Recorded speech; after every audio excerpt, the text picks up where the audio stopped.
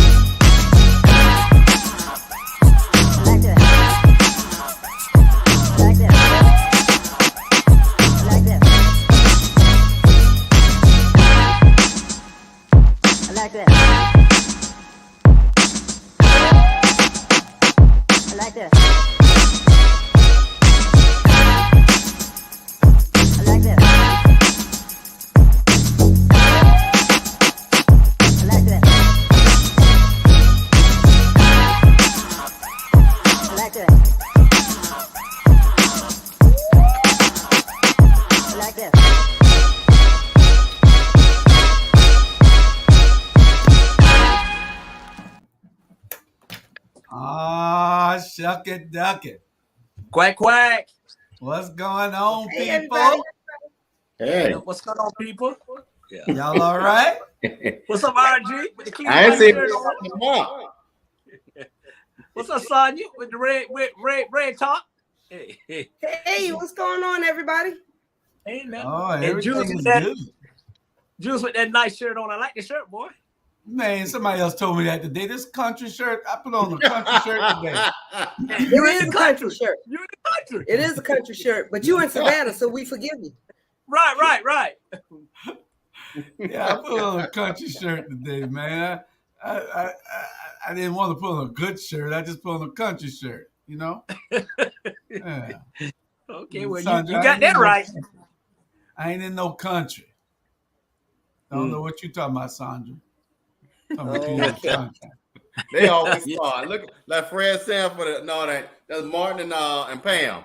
Yeah. You sound okay. I want to tell now. You about to cuss me out, Chandra. But anyway, we got a delightful show today. We're gonna talk some tough subjects that and talk about some issues. That'll be a new name.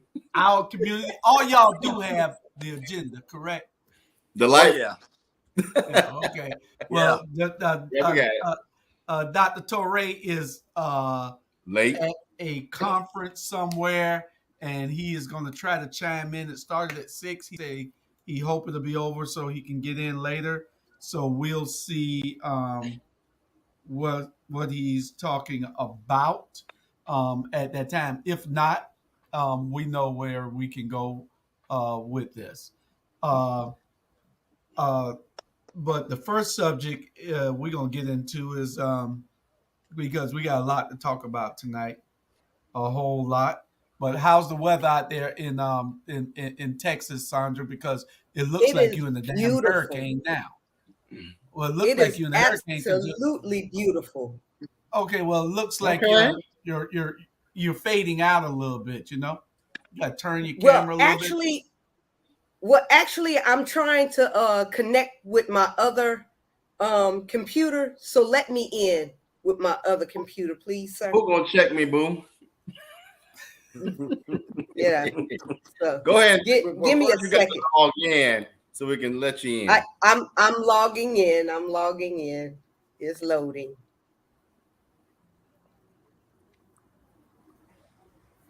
Well, Robin, I don't know what's with my HP. Yeah, go ahead. It's not acting right. Well, we're gonna. I was trying to tell somebody I sent them the link 2 weeks in a row, and I know they're at the CCDC tonight with the candidates giving their little spiel. Yeah, I'm gonna get in trouble about that because I was supposed to be at that meeting. You and I both, and I know Jay. Jay, I'm done. Well, let me tell you what happened. We sitting here and Tanya trying to get on. It's not connected, Chandra. Not connected yet. Okay, there we go. It's two, Sean. You got a twin, Chandra X. Tanya was trying to find out where it was on Facebook. So we trying to find out. I said, I know it's here. You know, we looking off of the link and everything. And then I said, I guess I couldn't find it. She said, well, I guess they didn't have it. I said, no, they haven't. Oh, I said, I forgot. It's in person. Yeah. Well, I'm going to let y'all have all this talk on all these subjects. Sandra, now you look dark. All your computers are messed up. You can't buy them $200 computers and try to $1,000. First of all, you see, do you see? First of all, this is my federal computer, and yeah, I mean, I don't know. Do you see how clear I look? Do you see how clear Bernard looks? Listen, okay. Bernard got light though. I don't know. I don't know. I'm just Bernard, you look delightful. I got my light. Am I lighter now? Hey, I got a whole studio. No, you need to put a lamp. No, Chandra, the light should be in front of you, not behind you. The light is in front of me. I'm looking at it. But you put on blinds and all that stuff. Now that's light too. I'm saying, sunlight am I dark or am I light? Because I'm looking at me and I look like. Well, you okay? Well, we're good right there, but now you're frozen.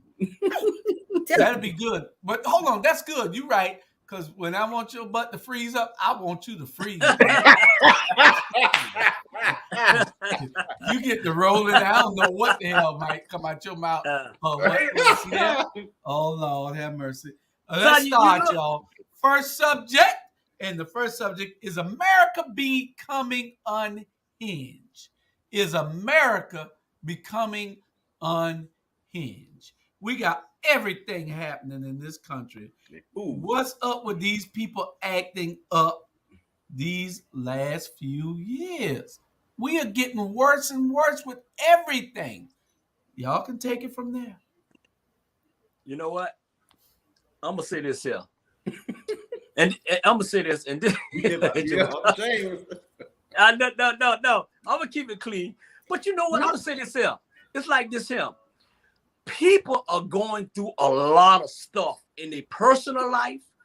They're going through a lot of stuff just in life, and any little thing gonna set them off. You know what I'm saying? Any little thing gonna set them off. You think, people just going around here and just smiling and everything. It's a lot going on, man. And then you got unnecessary stuff, going on in your life. And then they take it out. Once they go out in public, they take it out because somebody may set it off. Somebody may set that anger off. Yeah. It's not right. It's not right.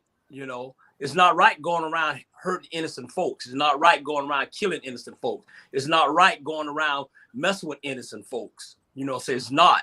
But at the end of the day, I think America itself need to call the National Guard on America. Well, let me take it from there. I agree. The thing is, I think there's a lot. When you say unhinged, there's a lot going on. I think you're right. Well, I agree that you're right. We don't address mental health well enough. We address physical health, but we don't address mental health. That's one issue. Number two, so many people worry about what the next MF are doing, but they ain't worrying about what's going on at your front door. And number three, we got so many ancient laws on the books that we would prefer to put somebody in jail over marijuana instead of giving them marijuana to help them ease their issues. But yet violent crime is out of control. I can keep going on, but I'm going to give you the assist, Chandra. Go ahead and finish it up because we all know the issues. We just got an ignorant government system that don't want to address the issues. Yeah. And, and they know that people have been distressed for years, dating back to when Trump, won the election. I think that's when people started coming kind of unraveled, or they started becoming bolder. And then, this pandemic didn't do any justice.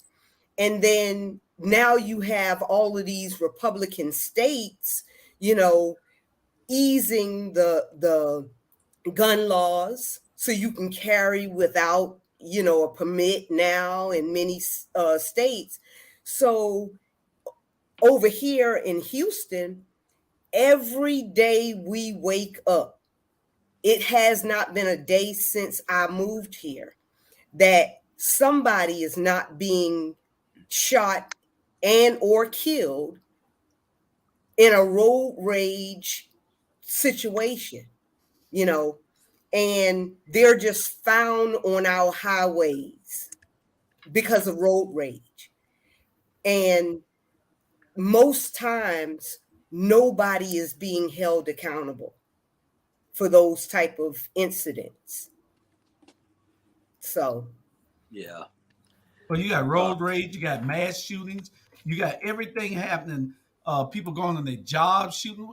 I mean, is it some type? Is it the food we eating? Is it what is it, Bernard? That just making people just say, "I want to go out and just."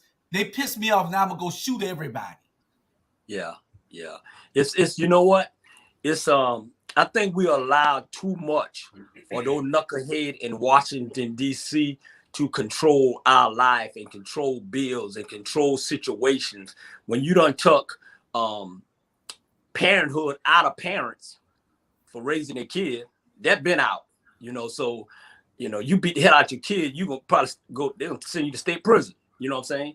And then the biggest thing too is people are, and we said it on our show, I think last week, I believe, people are scared to bring up what's the big issue in America and scared to talk about. That's race. I guarantee you, if you got this young white man, he go and shoot up his job. Okay, they're gonna wait until he done unload everything, and then they're gonna take him to McDonald's. You got another black guy, he go up there and he go shoot up everything. He go at the end of they're gonna call SWAT, they're gonna call everybody, and they're gonna shoot him up and he gonna be gone. So treat until the laws change.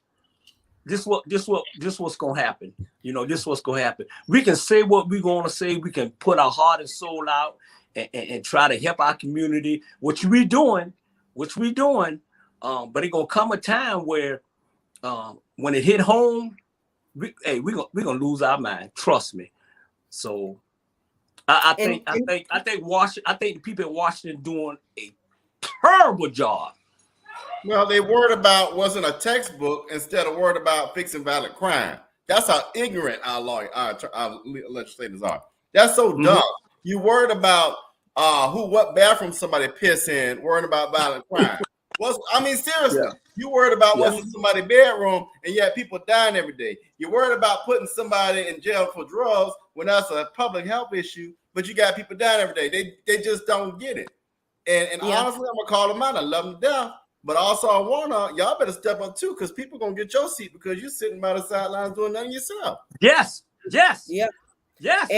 And people are frustrated also.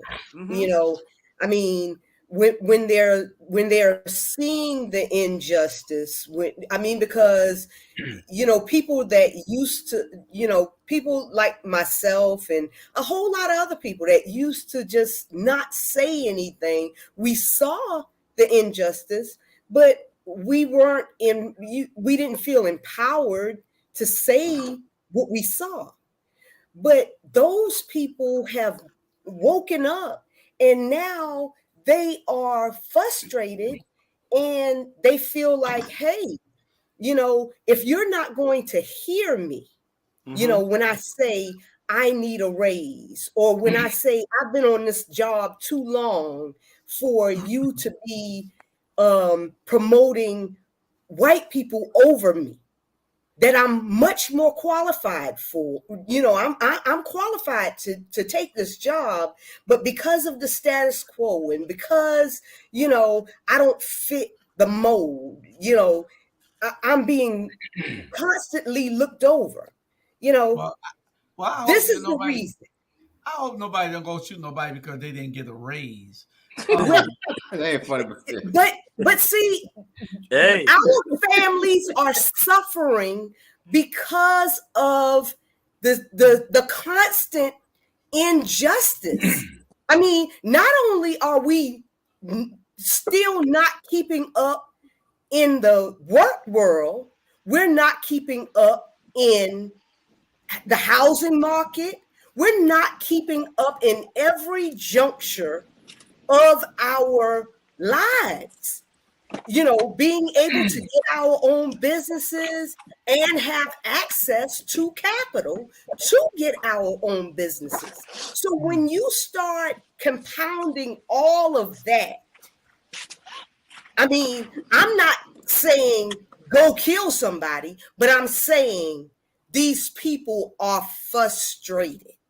Yeah. So it's frustration that's doing it to everybody, and that's what it is. Dr.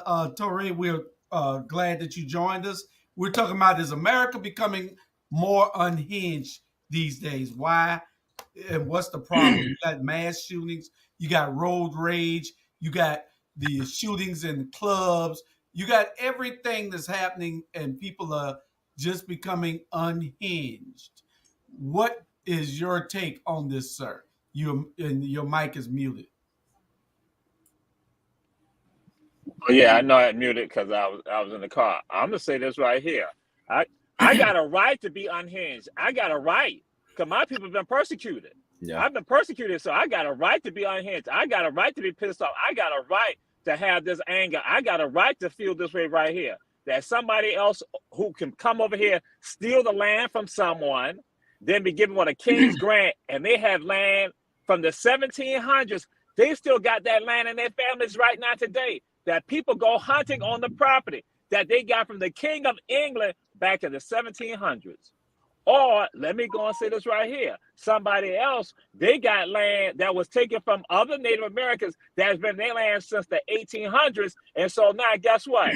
They got like $5 million or a couple $1 million on that land that they can now distribute to their children. So their children now can go on to private schools and all this other stuff like that. And then they got the audacity to come up to me and tell me I got to pull myself up by my bootstraps when your people stole property from other people and then cause wealth for them. And then you basically say that I cannot be wealthy. I got a right to be unhinged and to be angry and to be mad. That's for me. But for them, they ain't got no right to be that. Just to let you know that. Because everything works in their favor and this system works on that. And so that's why I'm just saying, so yes, we have a right to, but too many of us are scared to be unhinged about the realness of all of that. Because I might say generations of them telling me to pull yourself by your bootstraps. Oh, don't let me go and get into about VA loans and other stuff like that they got right after World War II. That right now, some of them already start out with a nest egg of $300,000. And black folks, we start out less than that. We start out in the red. And that what I'm saying is not anything that is what Jamal Touré came up with. This stuff I put out in my class. I'm seeing my classes, and they see it in my, and they look at the videos, and they get stunned. Caucasian students, they're like, "What?" I'm like, "That's right." If Newt Gingrich can go and say that there's no white person in this country that can understand what black people go through, Newt Gingrich can say that. You gonna tell me I can't be unhinged? They ain't got no right to be unhinged. You very unhinged with that jacket on. I like that. I like that though. I like it though. Don't be mad. I like the jacket personally. I want to ask you where you got it. He just mad. He mad. He's mad because he's wearing that blue and white. That's why he mad. Hey, well, it's all good. I got love. I'm happy. I'm happy right now. But when you said that, I just want to throw it out there because I see so many. That's why I'm just throwing out.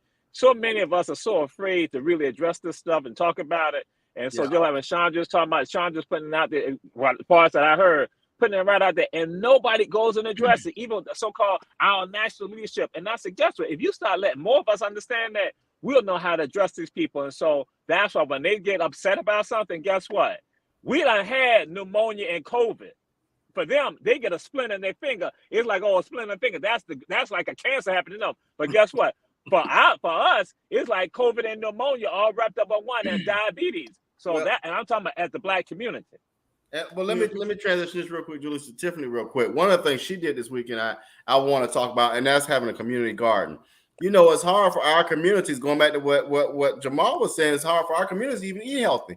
We don't get fresh vegetables. We get these meat products with all these chemicals in it, and there's discounted food with all these chemicals. We need to start doing more community gardens. That's going and Tiffany talk about that and what that means, because it not only pulls the community together, but it puts real produce, real food, and not this fake food into our communities. Well, And on the east side there is a community garden, and that was brought about by the People's Budget here in Athens, and what their goal was is to bring fresh produce to the east side area, because the only thing that we have is a dollar store, a liquor store, and a middle store that sells single cigarettes. So their purpose was to get families back eating healthy. So they planted a garden. It has peppers and squash, collards, and I think that's about it right now. Everything that's grown up, there is a free pantry right behind what we call the block, and it has a refrigerator and a freezer and cabinets that someone just built, and they just put all the free stuff there. And it is helpful, as well as the food bank that's done by a local church here. So they fill the pantry up and it's free. And it works because there are a lot of people on this side of town that uses drugs, that's homeless, and so they're able to get something to eat. They have access. They have rice and beans, and we need more things like this in our community because it gives us the option to eat healthy. Because my mom, she put a fat backbone in everything she cooked. You're not gonna talk about my friend. I'm accustomed to that fat. It don't taste the same without it. But now she took a more healthy approach. She used smoked turkey now. But it's all about longevity. My family battles with diabetes and heart disease. My aunt died of heart disease. My grandma just passed in November from heart failure from being a diabetic, which caused her kidneys to fail. She was on dialysis. So that was the whole thing. And so we need more projects like community gardens in our neighborhoods to promote healthy eating, because they're not going to promote healthy eating. They want us to die. They want us to have high blood pressure, high cholesterol. And if the food doesn't kill us, the stress of being Black will. I'm going to mute my phone. Yeah. And I want to share something. On Saturday between 2 and 3 o'clock. I'm going to be in Monty, Georgia, which is a part of Port Wentworth. I'm going to be planting my watermelons right there at Promised Land Farm because they have a rent-a-row program. $20 a month. You can plant whatever you want, and as long as it's legal. It's a rent-a-row program. That's why 2 weeks ago they had me out there planting beans for Uncle Bob. So I got my beans, I got my okra, but I'm going to put my watermelons out there, and that's what's going to be happening. So I'm throwing it out there. Julius Hall over there in Port Wentworth, and what you said, Tiffany, I'm not throwing the challenge to Julius Hall and the other people from Tompkins High School. Why don't y'all go and rent some rows so we can do that, Rob? People from Windsor Forest, why can't y'all do that too? And meet me out there, if not even, if you ain't got to meet me out there on Saturday, but go and rent a row that you can plant stuff, and guess what? You can feed the people. We got a sister out there right now. She got her corn is starting to come up.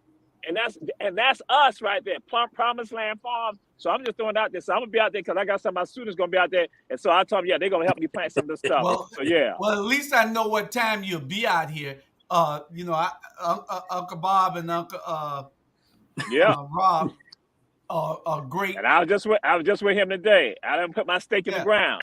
Now I'm gonna tell him, I'm gonna have Julius come on out here too. Those are my good friends. Love both of them, Uncle Bob and Uncle Bill. And I ask everybody to go out there and support them, and because you get fresh fruits and vegetables. They've been doing this forever. He'll be out there on the farm on Saturday too. That's Cordero Curry. He's gonna be right on the farm. Who's that? Cordero Curry. He's gonna be on the farm on Saturday too. He's gonna be right there. Between 2 and 3. Yeah, Cordero. He's gonna be on the farm. How you doing, Chandra? He laughing. Be serious. Okay. Sandra, it was a subject that I wanted to bring up also that touches dearly to you. And we had and this is the last thing on this, it's a lot of disrespect that's going on with the people becoming unhinged. And recently, I don't know what people are thinking about. We just want to do anything these days. It's just, and then you film stuff that gets you in trouble. You had a young 16-year-old that you was telling us about that you brought to our attention. Tell us that story. So there, recently, Savannah had Orange Crush, and everybody on here is familiar with Orange Crush. So a 16-year-old was on the beach, and she was sexually assaulted on the beach. And the people that participated in this sexual assault were mainly women. Now, this 16-year-old, she was under the influence of either alcohol or some type of drug, but she kept saying, I don't want to do this. I don't want to do this. And the women were holding her head and telling her, suck my brother's penis, and pushing her head. And the girl kept saying, I don't want to do this. And they filmed it and they put it on social media. And it has gone viral. And I was so hurt when I heard about it on yesterday that I had to speak up about it, because first of all, this is not, I wish that this was an isolated incident where we have other women participating in the degradation of other women, other girls, but this is not an isolated incident, because something personal about me, this is near and dear to me, because during the Christmas season, in fact, Christmas Eve, I was picked up by a friend of mine. We've known each other for 7 years. Kwanzaa Gardner, Dr. Kwanzaa Gardner. She picked me up. Sandra, we don't want to call. No. We don't want to. I have to say this. I have to say this. I understand that, but we don't want to call any names unless it is something that is being done. She picked me up, and she told me that we were going to a club, and I trust her. So when I got in the car, I asked, this guy came up to the car, and he's a comedian down in Savannah. And he asked us, where you guys going? And she told him that we were going to this club called Long Branch. Well, he told her, he said, well, let me ride. Sandra, wait, you got to get to the point, is what he's saying. Okay, we can't go through the whole story, baby. What wound up happening was one of them drugged me. Okay. And she took me back to her house. She knew that I had been drugged. Wrap it up. And she set me up to be raped in her house, in her bed, by this man that she knew.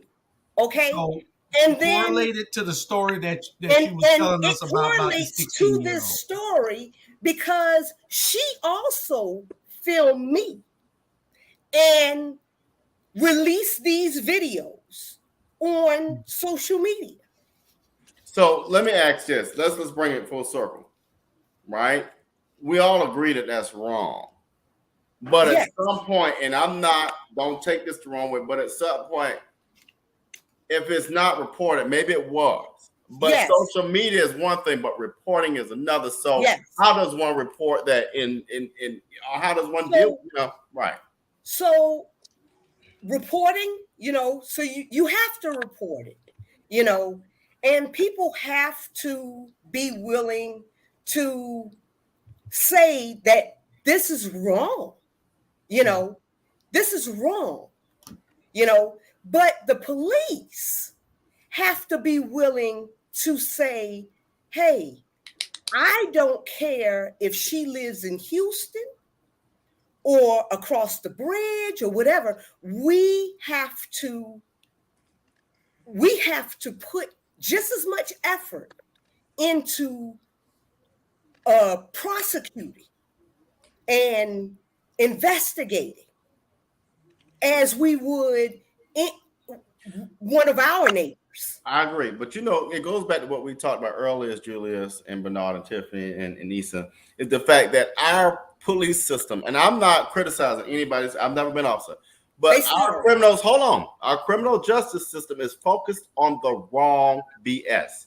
It's not focused on violent crime. It's focused on traffic tickets. It's focused on public health issues. It's focused on everything but solving violent crimes. And it goes to what I say every week. Our police departments need to focus on violent crimes. That's a violent crime. That's a violent crime. And we continue to not get it. Every day somebody's dying because they focus on making sure we go bust somebody for marijuana. That's dumb. I'm the person who said it. You tell everybody I said it. It is dumb. And you guys going back to legislators who are doing nothing about it. Yep. And when you have aldermen that's calling the victims and saying, hey, can't you just talk to the predator? And, can't we just solve this by talking to the predator? So the predator, you're, as the victim, you're already feeling like the council person is interfering with the case. So when you don't get a response from the investigator, and your calls are suddenly going unanswered, you're feeling like, oh, because this was their friend, they're stalling the investigation, and that's what's going on right now with my case. So where's the integrity in the case when this can happen? Yeah, I'm saying. Let me say this. And I understand your point, Sonia, and I truly pray that you get your justice, and because you are our family and everything. And on a different subject, let's get back to the 16-year-old girls and the Orange Crush and everything. And I'm gonna say this here, and I really don't care who's gonna get mad by what I got to say about this. When we as Black folks take responsibility for our action, okay, they out there on the beach, they doing all this stuff. It's choices that they made. They made a choice for them to kill this girl and let this girl do what she do. At the end of the day, all of them was Black. We so quick to call a Black this and Black that. Y'all the one doing it. Any 5 or 6 white girls did this here and made the white girls did this here to the and what? No, it's us. But we so quick to want to go come on y'all and shit and back up something. You need to make choices. You know what I'm saying? It's right choices and it's wrong choices. Yeah. Yes, it was wrong, and that's how. Ever since I know Orange Crush, it's all been wild, wild, wild west. That's why the white folks don't want them out there at Tabby Beach. It's always something. And I hope they get just whatever. But when we gonna stand up and take responsibility for our action? Okay, we doing it to ourselves. And we doing it to ourselves. And to piggyback off of that, Rebecca said that nobody makes the choice to get raped. We understand that. What you make is a choice to get drunk at 16. What you make is the choice to get drunk. What you make is the choice to go and be around people that don't know, that don't mean you no good. Mm-hmm. And so those choices sometimes come back to haunt us. We don't have the foresight to understand that these things might happen. So we can't blame the victim either. No. What I'm saying is that sometimes we learn from the lessons and hopefully we survive them. Yes. But we, it's just we got to be more cognizant of where we're at and what we're doing in this world. But you know I what, see you shaking your head, Julius? what you saying? I'm gonna say this. I don't care if she made the choice to get drunk. Nobody deserves to. Of course, nobody deserves that. You know, Nobody's saying that but- she deserved it. Yeah, But no, y'all- what I'm saying is, even if you make a poor choice, you should not be forced to. If she's saying, I don't want to do this, at that point, everything should stop. Of Sean, course. let me help you. We Hold all on, in man. agreement with that. We Right. all in This agreement is the with that. thing. We got to separate the two issues. Time out. Right. You got two things going on. You Yeah. got underage drinking, which is one thing. Mm-hmm. The problem comes in. I tell people this all the time. I have no problem with that. We all did underage drinking. We all did things we had no business doing, and we might do it again. The problem is keep your hands to yourself. That's the other issue. Yes. You don't have a right to touch nobody, to shoot nobody, to hurt nobody. So you got to separate the issues. I don't care what you do over here. Everybody gonna be dumb. Everybody gonna speed. See, we like to qualify the bad. Everybody gonna break the law some kind of way. But you keep your hands to yourself. That's where the problem comes in. Yes. Right. Yeah. Yes. Because even if she was flat drunk, laying on her face on the beach, Well, that's correct. nobody should have touched her. We are all in agreement with that. We're all in agreement with that. Yes, No means Cecilia. no. Yeah. Nobody should touch anybody that doesn't want to be touched. Yeah. Yeah. We all in agreement with that. We're saying that, okay, we Yes, talked Cecilia. about that. Let's talk about the conditions that brought that on. Yeah, Moses We got got something to to say. address that also. Jesus Or got we be something to say. direct in what we're doing on this platform and bringing the information to the people. We're not blaming the victim. We just know that people need to make better choices. We know that people need to be around people that they can trust. This is what this is about. Yeah. We're bringing information. As you all the way in Houston, and you heard about this, and we didn't. Yeah, We heard nothing about it. Hey, Right. brother. You brought it to us, all the way from Houston. If you all muted. All right, Jesus has something to say. You look a little upset right now.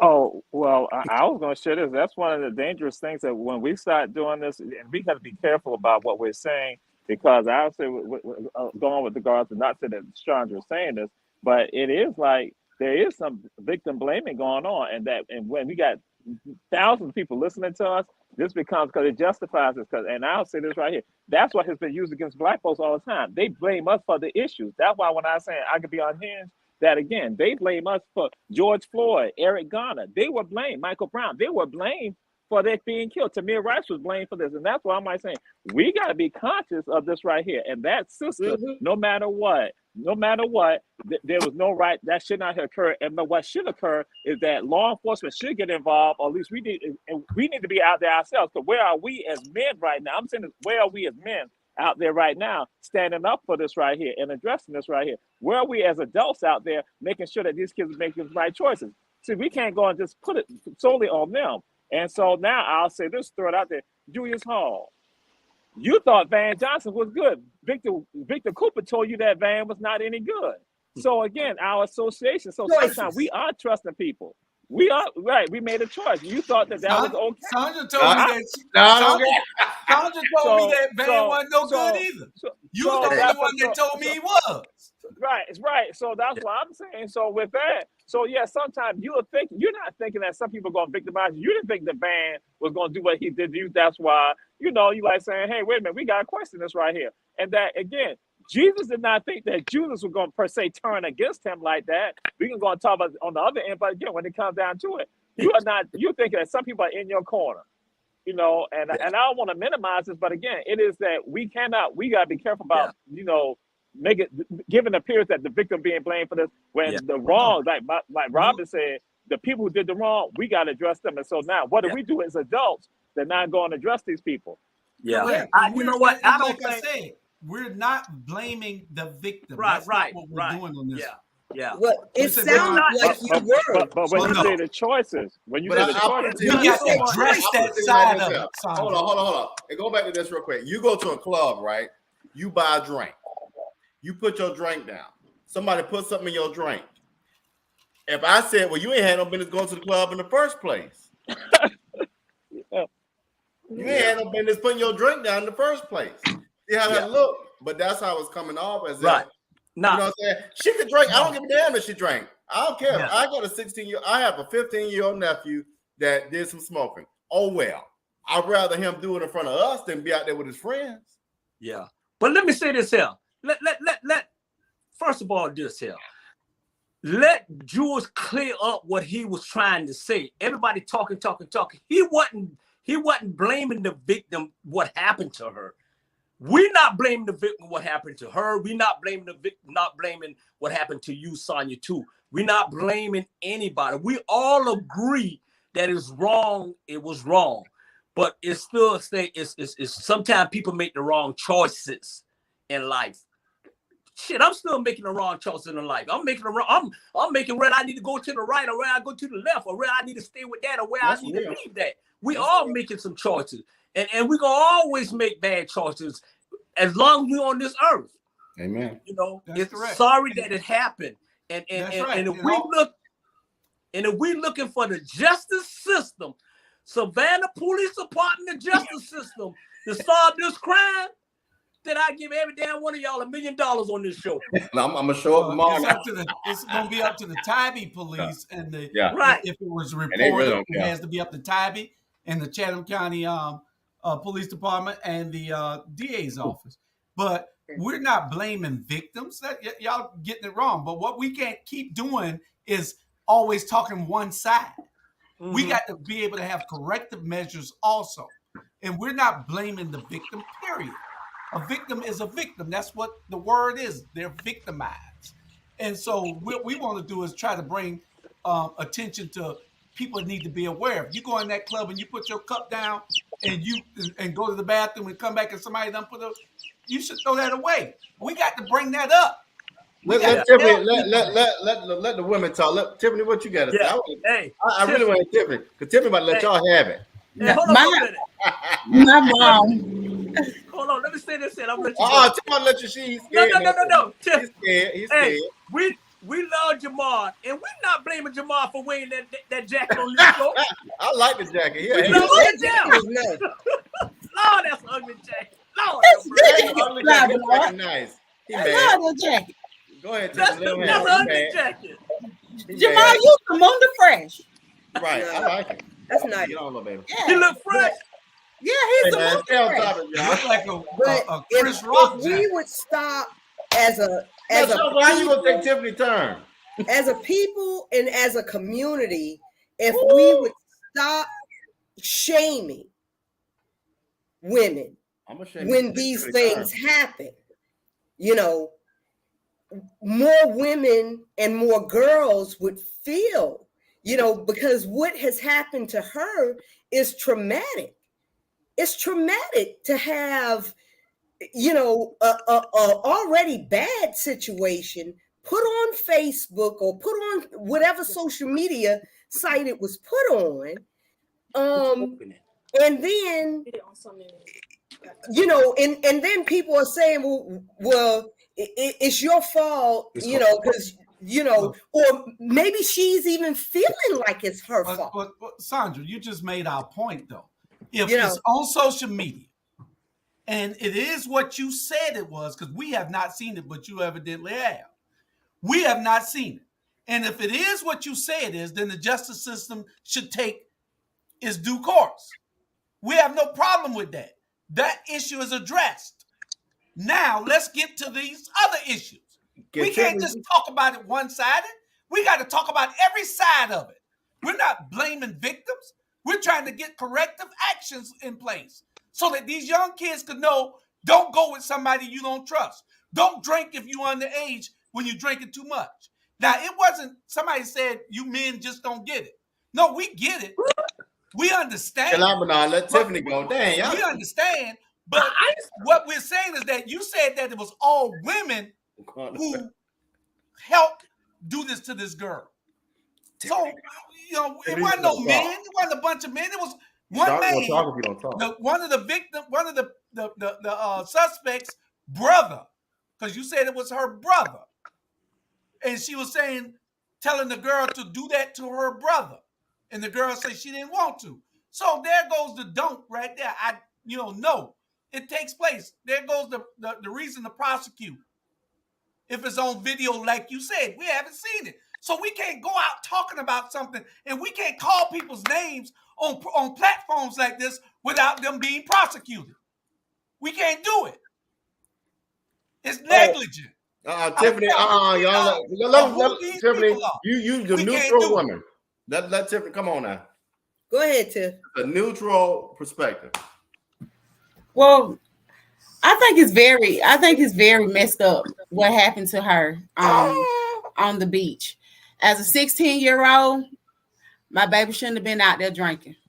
The fact that it was women that was doing this, it makes me, think about what happened to us as women, as a sisterhood, where we would do this to a young girl instead of showing her, baby, come sit right here so that I can help you and give you something, to help you with being drunk. Growing up, because I'm not holier than thou. When I was 16, I was doing stuff I had no business doing. But I always remember my mama told me, if you go looking for something, baby, you're going to find it. We have to be mindful at what we, representation of our young girls, what we expose them to. My mama always told me, never put your cup down. When I began to, go off and smoke weed, don't smoke with nobody that you don't know. If you didn't see them roll it, don't smoke. And that's just real. We have to be more conscious of how we raise our daughters. Nas said that. Well, and even these days, you can't even trust who's making your drink. You sure cannot. Because that was my undoing. It wasn't me, leaving my cup sitting on a table nowhere. It was who made my drink. Yeah. Yeah. And that's so unfortunate, Sandra. Yeah. So these, it used to be back in the day when we were in college, they used to, you remember that first class that we all took in college, when they told us, when you go out in pairs, and when you come back with that same person, and all of that. But you can't even trust yourself to that anymore, because you don't even know who you're going out with if you can't trust the friends that you've been friends with for a long time. You have to keep checking your friends. And if they are displaying questionable behavior, on social media or whatever, you have to distance yourself. Yeah. Okay. My grandma, she used to tell me that friends run rabbit and eat shit. Sorry for cussing, but that's just the saying. And she meant dogs. That's your friend. That's because friends run rabbit. Right. But you're right. But Meg went through something similar. But I didn't see the interview. I just want to. She was victim blamed as well. I just want to share something real quick, and I want to say this to black people. Black people, most of you, practically all of you on this show right here, you have someone in your family that was raped. Yeah. She had no choice in that. That the person who is your ancestor, because you cannot imagine. That's why I'm saying, even when we talk about this stuff today, you better go back in time and understand. They're going to discuss it, that the life of a black girl and a black woman was so horrific that they were sodomized and raped all the time. They had no control over their body. So that's from Canada on down to Argentina, even in some cases in Africa. So when we talk about this today, right now today, That's why I said we have an obligation to address this. Yes, we talk about all the issues, but then Yeah. we now have to have an obligation to make sure we're about the protection and don't. Because guess what? You are all pretty much all of you are victims of rape. And so Yeah. that's what I'm saying. But we don't think about that. We don't talk about the trauma, because when you see these type of behaviors where you got young ladies doing that, I tell folks, guess what? I tell my people, I say, you understand that's oppression. I said, I don't care how everybody else look at it. I want you all now to have the insight. We are pretty much all of us who are African people in this country, Yeah. right? In the Americas, are children of rape, and there has never been addressed with regard to the rape of our foremothers. And we don't even have a conversation about that. And the trauma, the post-traumatic slave syndrome that's Yeah. in most of us, that's why we function like that. We start to get out of that. That's why you will not have to worry about the buffers and the black people turn on other black people. Is because they've been conditioned and shaped by the society. That's why I say again, we are victims of all of this right here, and we don't even understand it. And that's why I might say we gotta address it. And that's the honesty. Do you understand that you are a child of rape? You might gonna tell me you got some Indian in you. You ain't got no goddamn Indian in you. You got the rape of a Caucasian man on your goddamn ancestor. And so no matter how we play the game, none of us talk about that. You're gonna hide it up. We got Indian in us. I tell folks, no, it ain't. You got something else in you that your family ain't talking about. You see light complected black people around here. You better understand where some of that came from. That came from rape. And I'm gonna end on this note. When Sherman came into Savannah, he said there were over 3,000 mulattoes in the city of Savannah. So what does that tell you? What the complexion was of black folks here who were held in captivity. So this ain't no joke about this right here. No, that's That real. when we talk, Yeah. when we see any of this happening today, we got to go back in time and understand like it happened in the past, and so it's now my job today to change all that right now. Well, Yeah. let me That's add correct. this, Julius, real quick. Yeah. We have Melissa Harris. We have a women's roundtable, and we bring in women from around the region. But Melissa Harris Perry talked about that. She actually showed a graphic where black women historically and traditionally for decades have been bred like animals, and white males have used them as basically their sexual cattle. There's an image out there that talks about that where you see the white man basically sizing her up as a sex toy. And that's what Teray is talking about. Melissa Harris Perry broke that thing down. And when you hear it broken down like that, you like, wow. I mean, black women in this country have always just been sexual objects, period. That's how they've been treated. And that's the way that this country looks at things. It's really the way the world looks at it when it comes to men and women. But that's the last word we're going to have on this subject. We're going to move on to our next subject, and it was Megan Thee Stallion, if I'm not mistaken. Yeah. Real quick, we're not going to spend a lot of time on it. Did y'all see the interview with Megan Thee Stallion 2 days ago? It was her and Rob and Gayle King. And Gayle King was asking her, and Megan Thee Stallion was on there crying and everything. The guy done shot up the car and ended up shooting her in the leg, trying to shoot the other girl. And then when the police come, Megan said that she cut her leg. Women, let the ladies tell. I want to hear the ladies' perspective. So I ain't no when woman. when the original story came out, I was on the fence too. But I had to think about it. Meg Thee Stallion is a young woman. Meg Thee Stallion didn't come from money. Meg Thee Stallion has never been exposed to the things that she's been exposed to since becoming Meg Thee Stallion. So I say the reason why Meg Thee Stallion lied is because she didn't want to get her friends in trouble, because for one, she didn't feel worthy enough to even be in the car to begin with because they were of a different stature than her. Being a black young girl, I know exactly how that feels. I've lied. I've lied to my parents. I've lied to the police because I didn't want to get them in trouble, because I want them to be my friend, because I already don't feel worthy enough to even be in this car. And so when those tears started to flow, I felt so guilty for judging her, because we don't know what happened in that car. And it's so easy to say, well, Meg Thee Stallion, you shouldn't have lied. If you wouldn't have lied, this, that, and the third. But you was not in that car. We were not in that car. All right, let me get another woman. What you say? You saw it, Sandra? Well, I've heard her interviews, throughout, this whole thing, because she's from here.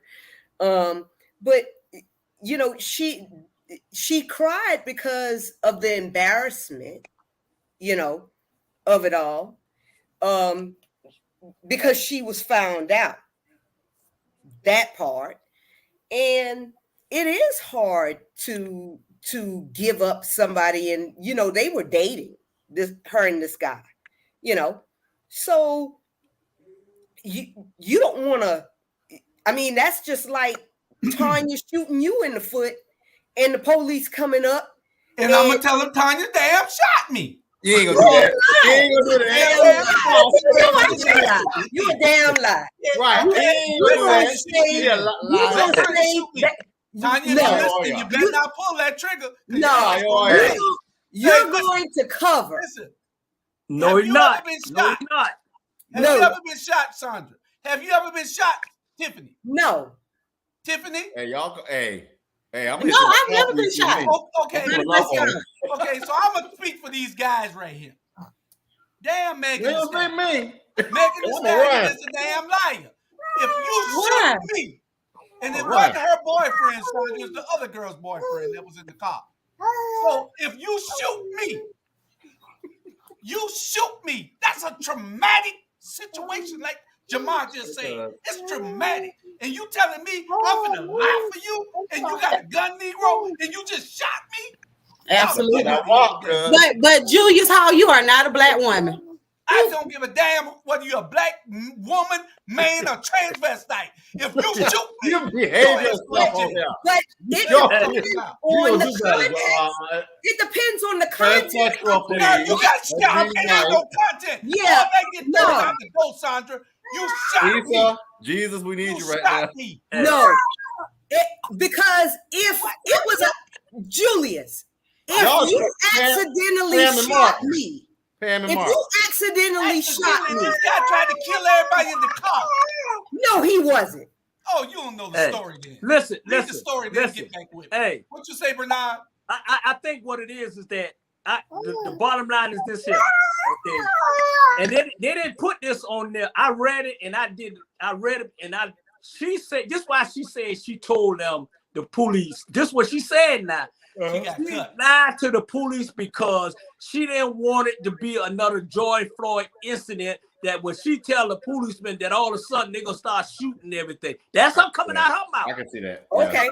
And that could actually happen. And so I don't know, we don't know what happened in that car, but when she said that, and then she said about that's why she told him she cut her feet or whatever. Like that. So basically, and she was coming up for a friend. She did say she was coming up for a friend. So at the end of the day, we don't know what was going to happen or what would get right. But if you were with somebody and you in the car and this fool starts shooting up the car, come on. Okay. So with the whole tears and the comment you had made, Sandra, you thought she was crying because she was embarrassed. Do you think she could have been crying because no one believed her because of who she is? Because she lied. She told the police when the police got there. Y'all didn't see the film. She walking backwards. I've been following it since it originally happened. She walking backwards. I do believe that she was crying instead of falling on the ground saying, "Get me help." Do you know that some people die from getting shot in the leg? But she got shot in the foot. If you get hit and hit a vein, you could bleed out. If you don't get help, why would you tell the police I got cut? We're still getting tired. Now all the police coming there because somebody done called about the guy unloading the gun. Really?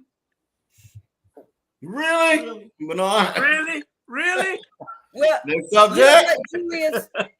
Julius, when you're talking about young people, we're not talking about people in our age range.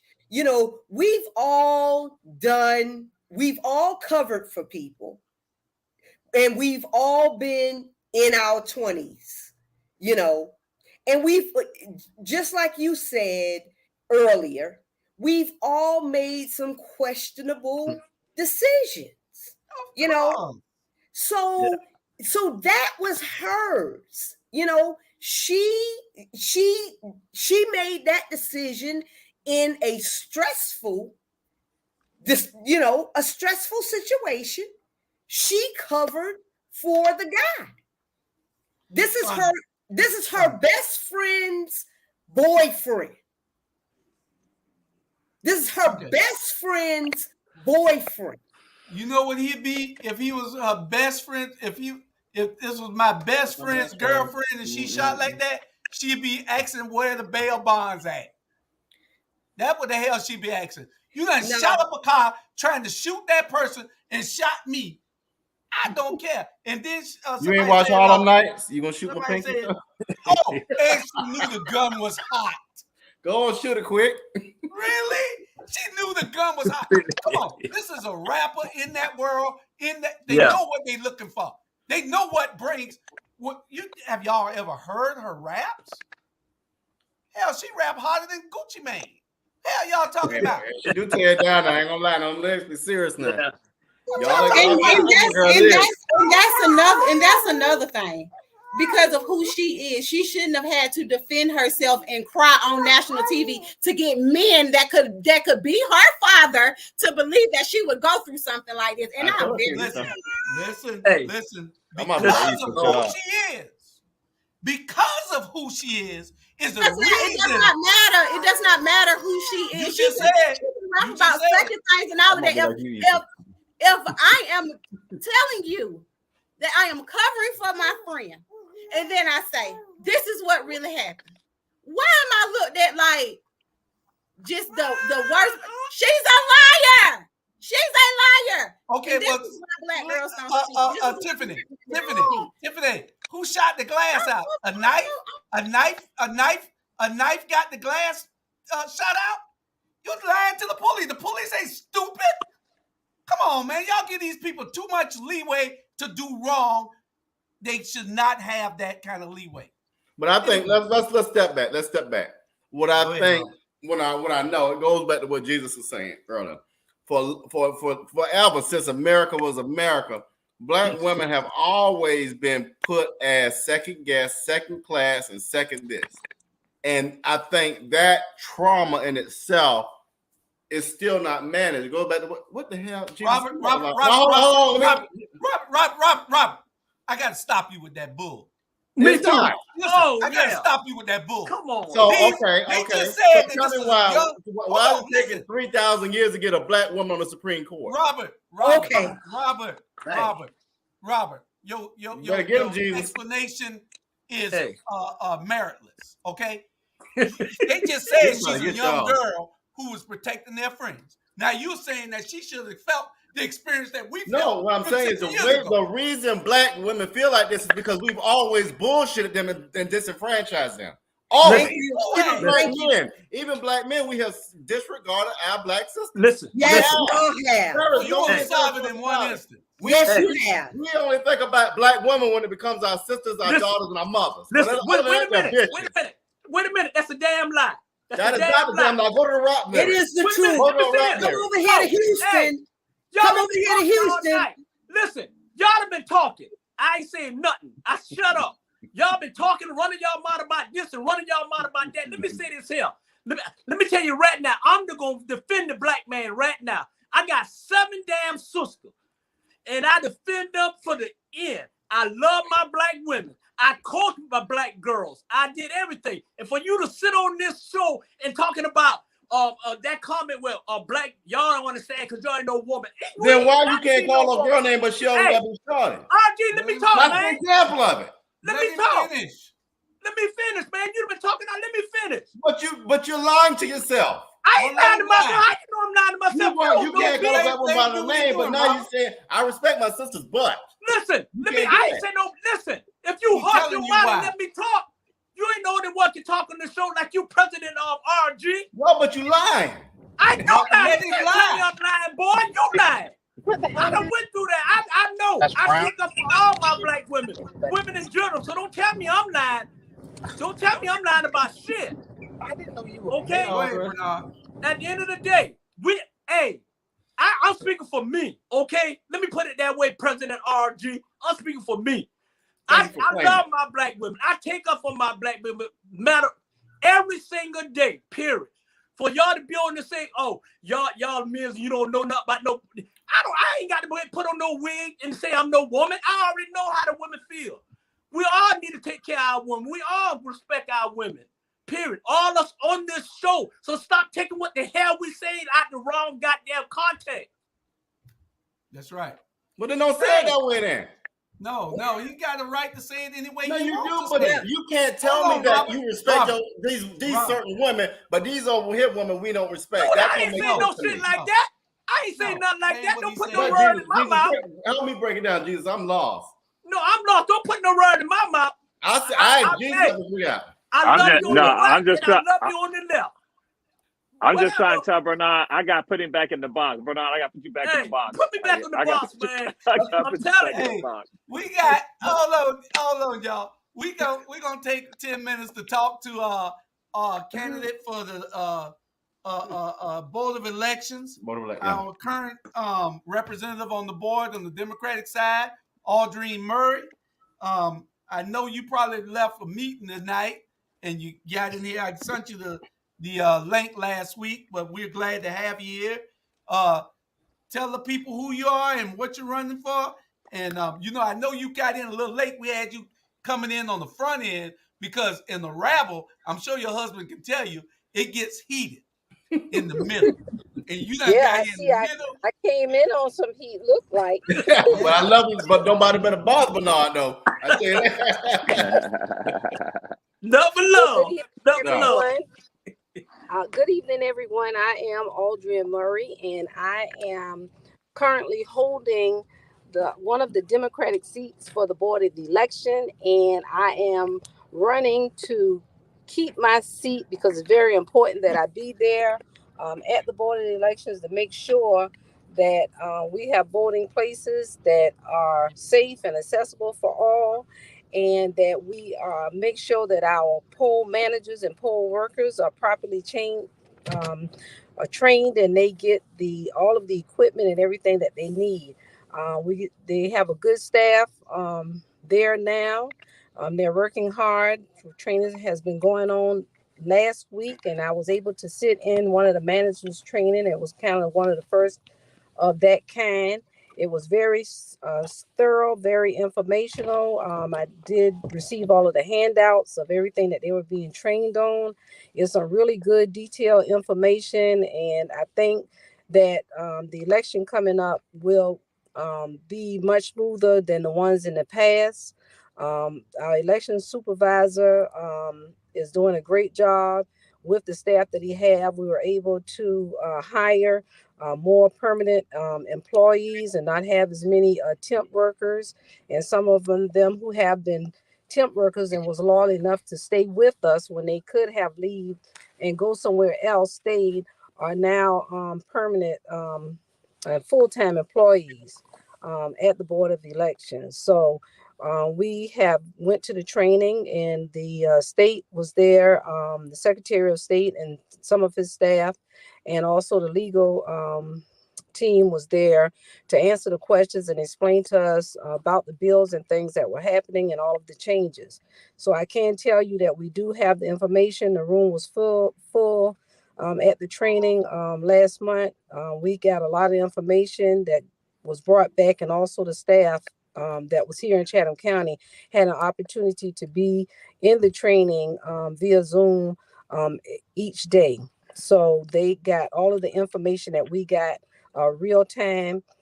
So they are prepared and ready. There are going to be some issues, which there's always issues, but not some of the issues that they have had in the past. And I think they are really ready for the new things coming up, the Board of Registers, and also because they were also at the training, and the Board of Elections. So I think that things will go much smoother.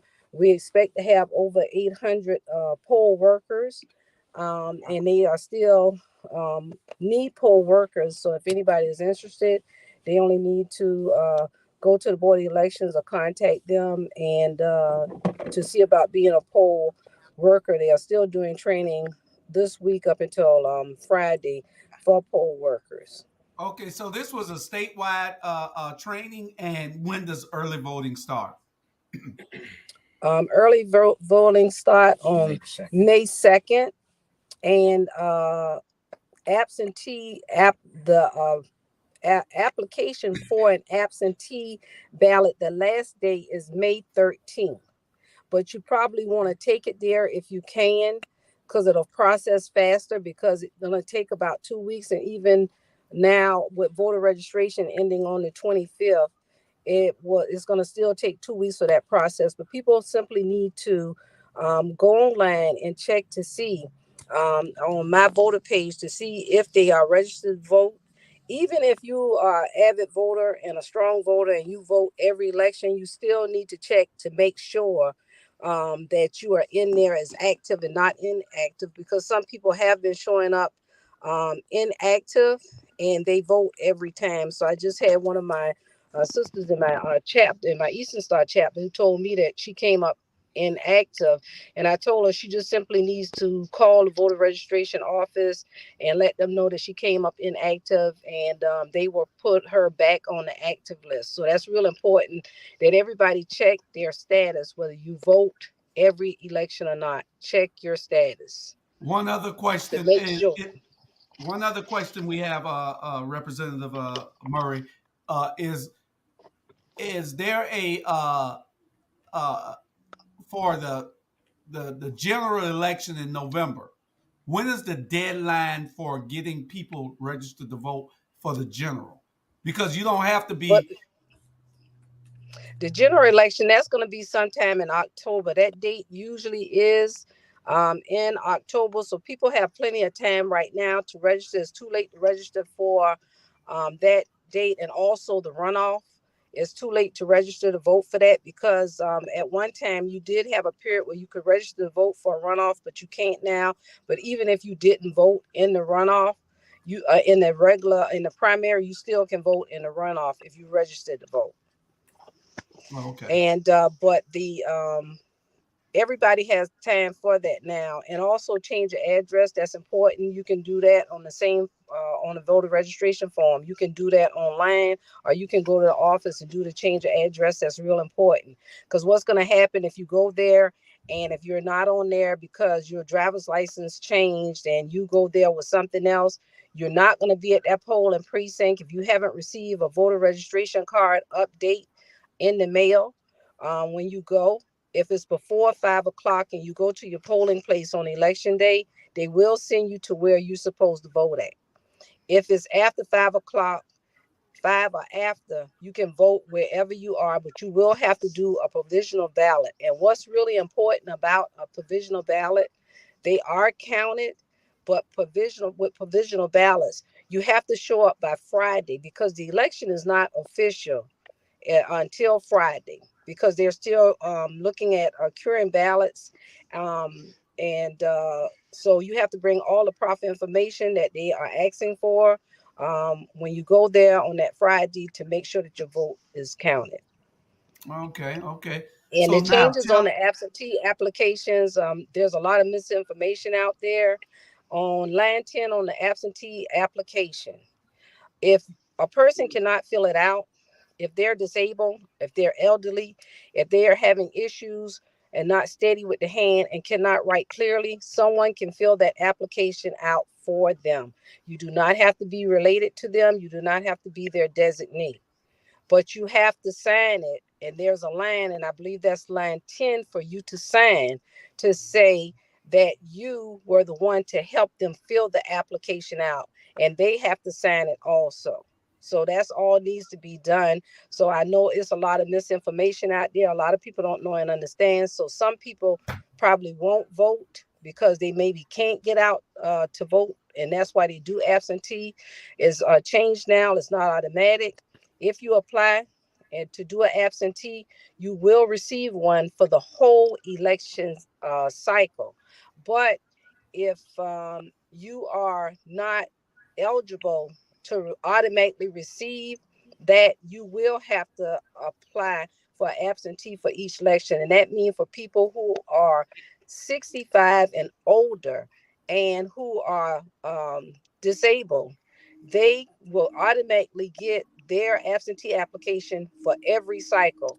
But if you do not qualify under the guidelines that they have now, you will have to apply for that absentee application for every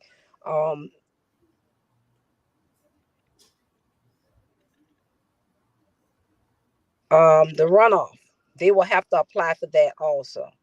And they will have to apply for the general election. So people, that is one of the changes. And it's a lot when you go to the site to read it. And it's kind of hard to decipher through and to understand. But basically, that's all it's saying. If you're 65 and older, then you're going to get your ballot for the whole cycle. But if you are not, you have to apply each time. Okay, well, we expect for there to be less absentee applications on this election cycle, and probably a little more in-person voting in different precincts where there's normally a lot of absentee ballots that come in for those particular precincts. Where we have a lot of elderly communities. Representative Murray, what we're going to Robert, Dr. Bryant up top there. Any other questions? He will be contacting you to appear on the watchdog. If you all are talking to me, I can't hear you. You can't hear us? Can you hear us? Okay, we'll give you a call, okay? I can't hear you. Okay, we'll give you a call. My mic is on, but I can't hear it. Yeah, I don't know what happened, but we'll give her a call. And Representative Murray, if you can hear us, if you're watching, your mic went out, and we'll give you a call. Dr. Bryant will give you a call to appear on the watchdogs. Okay? All right. You should get them. Thank you for coming. Thank you for coming, Murray. Don't be mad. Don't get scared. God. Can I let Bernard? No, you can't let him out. No. Okay. No. Hey, you know what? I'm gonna say this here. Hey, RG. That's Jesus hanging in the boom me. Hey, I'm gonna say that, RG. I see your ass Saturday night. I'm gonna send you America After Dark link, and we'll pick this up on another show. I got something for you. You gonna shoot me in my pinky toe quick? That's right. I got something for you. And you got your little sidekick telling me to get in the box. I'm glad you got that other jacket on. I got something with both of y'all saying. But you know what? I'm gonna tell y'all. Have y'all noticed the subliminal messages that society is sending Black men in commercials that they're not sending white men? Okay, if you look at most commercials these days, you will see Black men on these commercials with white women, but you'll rarely see black women on commercials with white women. With Black women. With white men, right? And I feel some kind of way. I live over here in Houston, and I can pass by 5 couples, and I hardly ever see a Black man with a Black woman here in Houston. And it makes me feel some kind of way, because it makes Black women feel, me as a Black woman, feel like you guys are protecting everybody else but us. And that's a good subject for a show if you call me on Monday or Tuesday and let me know that that's going to be your subject. What you say, Jamal? That should be. I'm going to say this. I'm saying the Caucasian woman that I'm dating right now, that's not anything subliminal. And she and I were on Baxter Street like 2 weeks ago in Athens. We were on Baxter Street 2 weeks ago. Hey. It's just love. It's just love. You know what? Bernard taught me that. On Baxter Street by Razor Cane on the UGA campus. That's where he found her at. That's why we the number one show on this Damn platform. now. You That's know, why we the number one show on this platform. But we finna get into some. We finna talk Y'all some. so messy. We got about 4 subjects left, and we got like 35 minutes with 30 minutes with 4 subjects. I mean, so let's get to them. 2 billionaires, Bill and Elon. If you got your agendas, y'all know what they're doing. One is buying all the land, and one brought Twitter. So, what's your thoughts on it? If you know anything about it, what's your thoughts on it? You can go first, Tiffany. I think with that amount of money, we just have to watch them. And I ain't trying to be racist, but we got to watch them white men. We don't know what they're trying. What do you? That's it. That's all I. mhm. Ladies, Sandra, you next. I don't trust what they're doing, you know, but I don't really know, you don't really know what they're trying to do. One is trying to control the speech, the communications. And then one is just buying up all this land, and you don't know why he's buying it all, Hey, yeah. And then you got these other white men going up to the up in space. That's Elon again. Are they That's him also. That's him are also. they colonizing? Bezos. Y'all think they colonizing space? Mars. Bernard. The guy who brought up Twitter, man, he's a geek. He's a geek, right? But Bill Gates, man, Bill Gates a freak. So that's the best comment. I want the touchdown, but I can't. Bill Gates a freak, man. Yeah, you mean to tell me, hey, Bill Gates had to pay his wife all that money to get out something? You mean he paid all his wife with all that money because he buying up land? He's a freak, man. Come on. Damn. Hey, he buy that land for something. Trust me. He buy that land and Donald Trump gonna be one of those lands he buy. Man, trust me, these white men, they freak. They love women, but they love black women. It is. Tell it like it is, man. Hey, they something else, man. I'm telling you. And Robert. I ain't got nothing to say. That was a touchdown. I ain't got anything to follow that.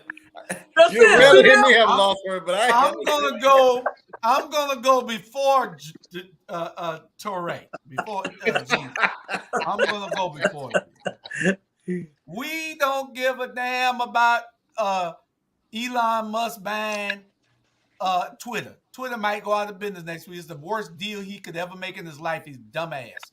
Right.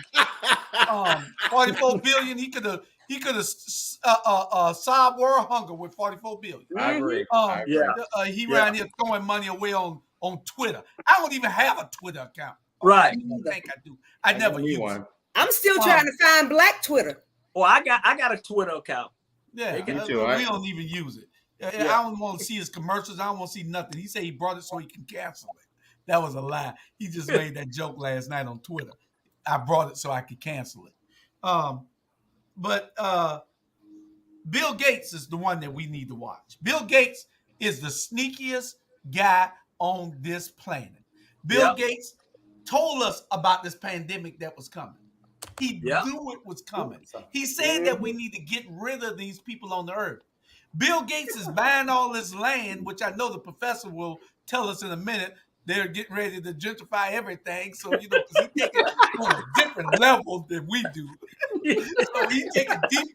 We talking about Unhinged, and he talking about something. I don't know where he went at with it, but I connected it. I guess he came in late and didn't know where we was going with it. But anyway, I know the professor's going to take it a different place. But Bill Gates is who we need to watch. Bill Gates buying up all this land, like you say, Bernard. He got to have a girlfriend in Mississippi. He got to have a girlfriend in Georgia. He got to have a girlfriend in North Carolina. He got land all over. Yeah. You know, he ain't got to worry about that no more. Area He code. ain't got no wife no more, so he keep his girlfriend out of his business. Oh, Yeah. Yeah. That's correct. Trust me. Which one of these men that we need to watch more? Hey. Well, I'm gonna say this: when I say unhinged, I say I got a right to be unhinged, and so but Caucasians don't have a right to be unhinged or use that as an excuse. I'm gonna share this with you. You need to be concerned about both of them because it's deeper than what you even realize. Because what Elon Musk is going to say with regard to Twitter, even though y'all don't have Twitter accounts, guess what? The very people y'all talk about, young people and other, guess I what? got They one. have Twitter. They're on Twitter. It's TikTok and Twitter and Mhm. Instagram. So, but they are on Twitter, and not only them, these are athletes and entertainers, and also even Trump. That's why Trump was even on Twitter.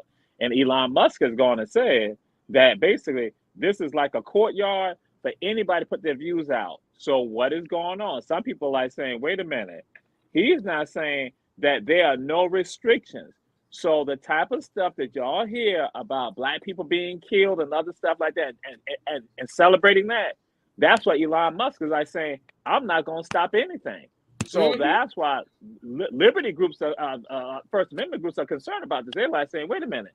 He said he ain't controlling nothing. So hate speech can become the way it is right now. So when you see, I'm just going to throw it out there, you see your brother or your sister get killed on the streets, and now you have these people go and celebrate your brother or sister being killed on the streets, or saying that a Black woman being raped, that is okay. Guess what? You're not going to have any control over that on the Twitter. Not anymore, because Elon Musk is saying people have a right to do whatever they want. So now you have a deeper case of the poisoning, because we know the poison has been happening to us through media. They're not allowing more. He's going to allow more of the poison. So now it goes to this right here. And Tiffany threw it out there. Robert threw it out there. And some of us have been thrown out there that we need to be feeding ourselves, because with regards to this, that right now, part of what people say with Bill Gates buying up farmland. So that means that some people now control your food. And a good friend of mine up in Spartanburg, South Carolina, and he and I said this right on the street here, Montgomery Street in Savannah. We said that you can't have a revolution if you can't feed yourself. You're not allowing somebody else to not control your food. So not even just with regard to a grocery store, you got somebody else who's not control your food. So if they want to create starvation in your community, starvation can occur. If you want to have other issues, you want to have genetically modified food and other things going on, you not have two people who are one controlling your mind and the other one controlling your body. So don't think that y'all thinking that they're all separate. No, it's not. This right here can be poisonous for us mentally and with regards to even our bodies. And so what do we do about it right now? How do we counteract that? I think that's what we need to be talking about. How do we counteract that? What are the steps that we need to take with regard to control it? Because one time Black folks in this country had owned 13 million acres of land. It's not down to like 3 million. And so then with some of us right now, that's not even farmland anymore. It's now, we just own our properties in the house that we live in. And so, there's some things we need to think about. Yeah. Okay. Yeah. This next subject, I know. Didn't everybody go? Yeah. Yeah. Okay, we're gonna move on to the next subject because we got 3 more subjects that we need to get through, and we're gonna get to them. Now, this is a subject that I know all y'all gonna be in on. What do Black people own jointly? Now, I'm gonna give y'all a run up to what I'm talking about. The gas stations are owned by the Indians. Oh Lord. Hotels are owned by the Arabs and the Indians. The cleaners and the corner stores are owned by the Arabs, the Indians, and the racist Blacks, the racist Africans.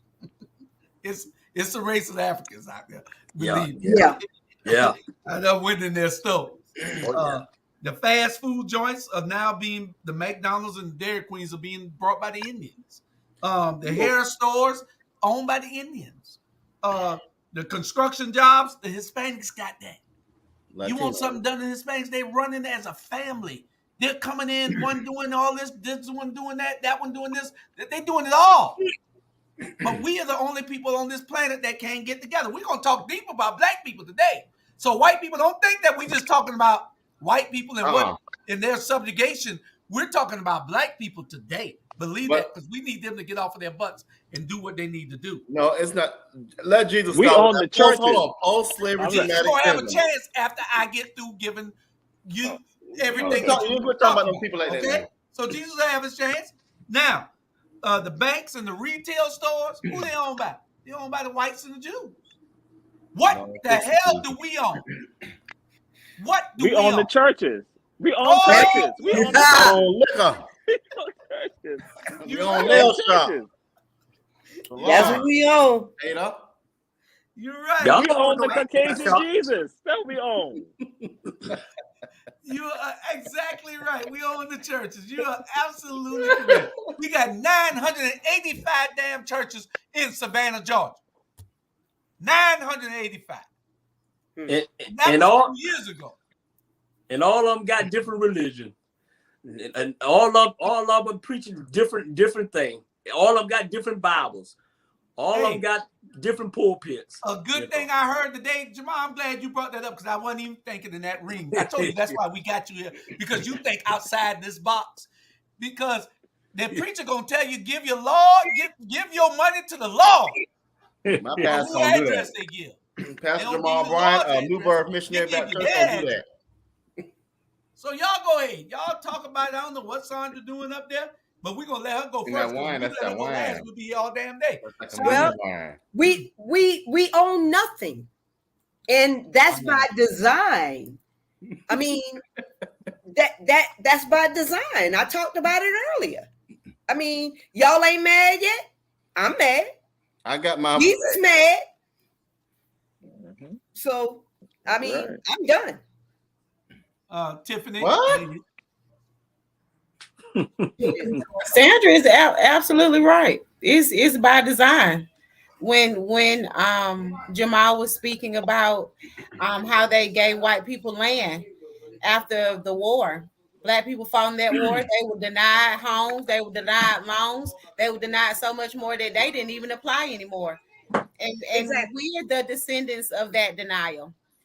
We have been, since then, we have been reaping what was sown into our forefathers, our ancestors. And this is what we are today. Well, I think it goes, and I'm going to defer my time. The senator from Georgia defers his time to Jesus, because I believe totally. I've seen something about this, but post-slavery traumatic syndrome. I can't. I don't know if I'm getting that right, but that's a real thing. So I defer. The senator from Georgia defers to Issa. We're gonna hold on. We're gonna. Well, you can't take my time back. Reclaiming my time. Reclaiming my time. You yield your time. Reclaiming my and I'm time. the chair. I'm the chair. We're gonna get your time has been given over to Issa. We're going up to Bernard first because we know that Issa's going to go outside the box, and so Bernard. Reclaiming my time. Hey, I'm trying. Let me say this. You know, we don't own shit, right? But we control basketball, we control football, we control rapping, we control stuff. We control stuff. So when you say own, no, we don't own nothing, but we control a lot of stuff. And most black people, you know, like the NBA, yeah, they got a white commissioner, but the NBA is run by the players union, LeBron James. They got money. They control all that. So when you saying control and on what we own, no, we don't own really nothing in here at the end of the day. But you can control your access to what you do. And the number one person, I guarantee you, when you talk to any young person 4 or 5 years old, and you ask them what they want to be, the first thing they say, I want to be Steph Curry. I want to be there. They ain't gonna say I want to be a doctor or a lawyer, any of that. They most parents are live through their kids, if they're an athlete or whatever, trying to get it there. So at the end of the day, no, we don't own anything, but we control a lot of things. Okay, Issa. All right, I'm gonna just throw one thing. We control lemon pepper wings. We control that. But now to go say something that but ownership is the power. That's the real power. Just to share this with y'all, like in Savannah, we control restaurants and businesses in City Market in Savannah But guess what? You know what the real power was when we had City Market is when we had owned the building. Controlling that, because guess what? Even though you might have LeBron up right there, guess what? They're not the billionaires. And that those billionaires are the ones who impact, because see, that's entertainment, right? That's entertainment. Right. But the real power in this country right here, they're the ones that supporting political campaigns. They're the ones supporting agendas. They're the ones. So that's what I'm saying. It is about ownership, because guess what? They had owned you in captivity and you were entertainment for them too. But they had owned you. So that's why ownership is important. That's why, again, I'm going back again. Yeah. Even Dr. John Harvey Clark said this. He said that we don't even own a plant, a factory to even make pens. He was like, when we start owning stuff to really, and that was it, owning things, that's when we not have power. And right now, we don't have power because we still are subjected to other people. And we might, if they want to take it away from us, guess what? We all fall apart. And so now, I'm just going to end with this right here. NBA Youngboy. Some of the people out there know about NBA Youngboy. Where he stays at, his next door neighbor is Stan. Stan is Caucasian. Stan is like a broker. So they living in these communities right here. And guess what? And then you got who was it Chris Rock or somebody else, where they're staying at? They live next door to Phil. Yeah. So here go these Caucasians who are doctors, who are podiatrists, who got millions of dollars. And so here it is. You got an entertainer, you got an athlete who live in this community, but then look at the masses of Black folks in this country. We are impoverished. So that's why I tell people, no, it is absolutely about ownership. And so what you saying, Julius, we got to now move to that point that we have to own things. And that's why, again, it's not just because you as a worker, that don't mean nothing. They can take it from you at any point. And guess what? If they want to groom some other people, look at what happened in baseball. Black folks were playing baseball. But guess where the Black folks were playing baseball coming from? From the Caribbean, from Central and South America. Black folks at Black America, we're like 5% of the Major League Baseball right now. And guess what? If they want to make that plan, if Bill Gates and others want to make that plan, to not say that, guess what? Y'all ain't playing NBA basketball anymore. Guess what? And who were the ones playing the NBA initially? It was Caucasian Jews that were playing basketball. So I'm just saying that we got to be about this thing about ownership. It is crucial. If I want to go on Baxter Street and own some stuff on Baxter Street, I need Tiffany to help me with regard to that. If I want to go on West Broad Street and own some stuff, I need Julius Harlem to help me with that. If I want to go own some stuff, in Houston, I need to be right there. If I'm in the Fifth Ward, I need to have us in positions of power to make that happen. But then we got political leaders who are afraid, and you got business people who are Black who are afraid also to look out for Black people. Yep. Yeah. And Black people scared to look out for Black people. Period. Go ahead, Bernard. It's like, I mean, we basically, to be honest, man, we as Black people, we comfortable. We comfortable of what's going on. We comfortable.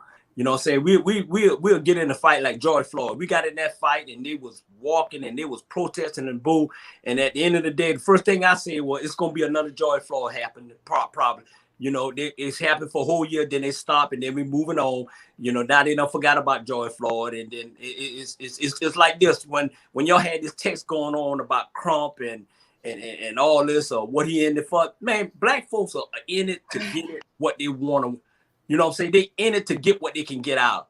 I have never seen, and I do not like them. Every Black folks' lives matter. But they come out when this high profile case, when they done put a knee on this man's neck and on public, and they done, and it's shown. That's when they come out when social media done blowed up. Now they want to come out and represent. Man, represent get the hell up. I don't want none of them to represent me. I represent my own self and go to prison before I call them any day. And you got these period. I want to bring those two things together. Jamar talked ownership and you talked control. And what we need to do is, you got all these people. You got right, Bernard. They got control. LeBron and all of them got a bunch of money. You got these athletes making $100 million over a 5-year period. They're all making buku money, but they aren't getting together to form corporations and to form entities to make other people and bring our people up like other races have.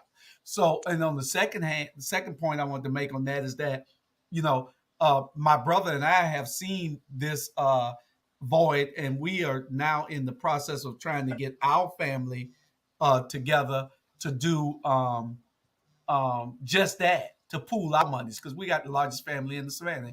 No family bigger than mine here. And what we're going to do is we're going to try. There is nobody even close, Jamal. And we're going to I'm being serious, 2-1. We outnumber everybody here. And Just a serious. and so we're going to be trying to get our people together to try to pool our monies to do things. So that's one of the things that we're going to be trying to do. And I implore everybody else to try to do the same. We got 2 subjects left, really 3, but we need to get to them real quick because we got about 15 minutes.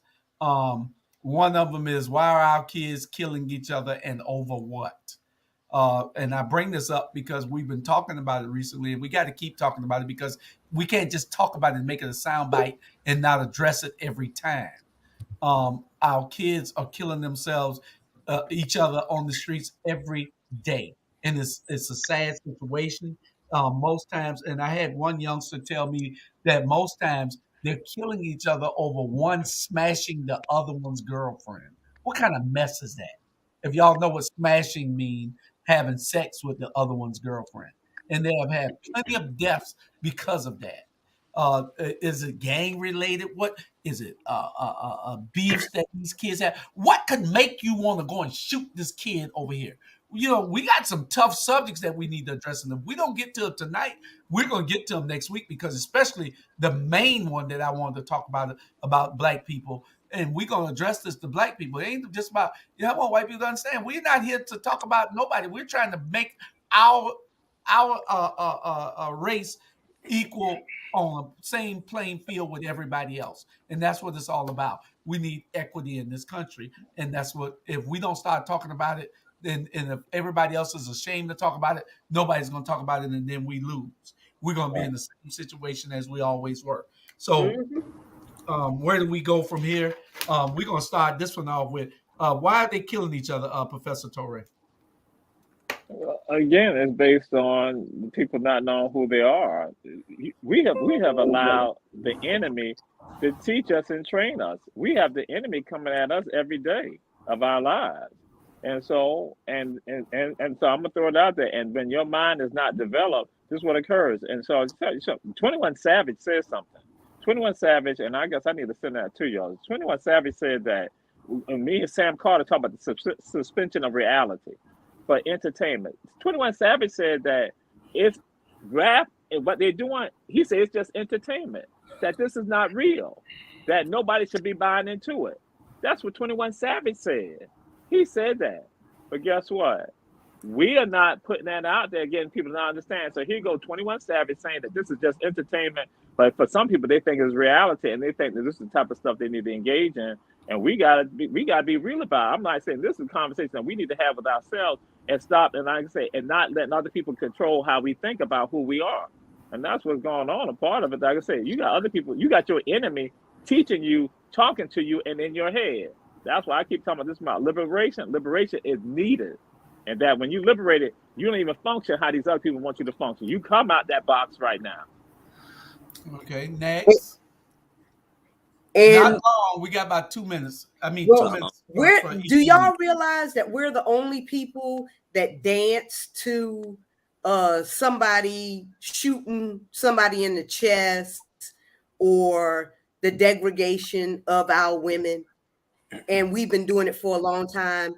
And we do not, as a matter of fact, Bernard, we do not control rap, because rap and all of our music is controlled by Caucasians, and they will not sell. If we try to go on and sell clean rap, they wouldn't produce it. They don't want it.